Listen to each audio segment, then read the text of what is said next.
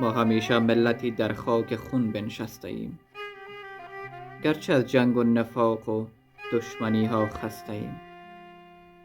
این جهان یک لحظه حتی بر مرام ما نشد، زندگی ناجوان روزی به کام ما نشد. سالها با خیش درگیریم و از هم میکشیم، با غرور کاذب و از نسل آدم میکشیم. این طرف هم نره الله و اکبر میدهند، آن طرف هم نام او را دائما سر میدهند. این طرف بر رفتگان مور شهادت میزنند، آن طرف هم حرف حور و حرف جنت میزنند. ما مسلمانیم و اهل دین اسلام بزرگ، مغزمان خالی و خالی، پنجه هامان همچو گرگ. میدریم و میکشیم و صد جنایت میکنیم، کارهایی بدتر از عصر جهالت میکنیم.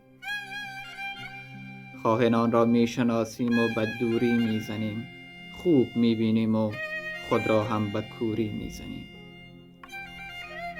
مثل یک کودک همیشه بازیگوشی میکنیم، نام میهن بر لب و میهن فروشی میکنیم. ما خودمان را فدای لقمه نان کرده ایم، سرزمین مادری را سخت ویران کرده ایم.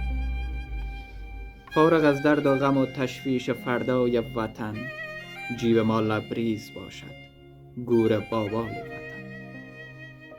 هر نماز ما تظاهر، هر دعای ما دروغ، هر هدای ما تقلب، وعده های ما دروغ.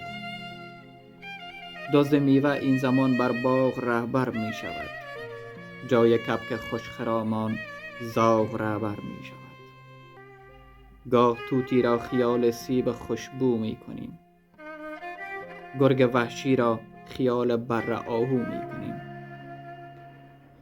مثل فرزندان آدم هی برادر می کشیم، روز و شب با نره الله و اکبر می کشیم. حق ما این است، آیا این چنین بیچاره ایم؟ دائما بی سرزمین و خسته و آواره ایم.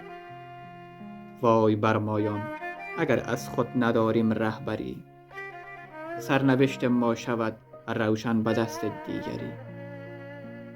وای بر ما که چنین بیچاره و تنها شدیم، چون یتیمی عاقبت آواره دنیا شدیم.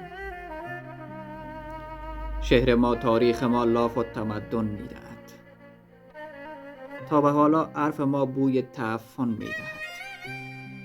ما خودمان باعث بربادی میهن شدیم، لحظه حتی پی آبادی میهن شدیم. آی مردم، عاقبت رو به تباهی میرویم. آی مردم، عاقبت رو به تباهی میرویم. در گمانم راه خود را اشتباهی میرویم.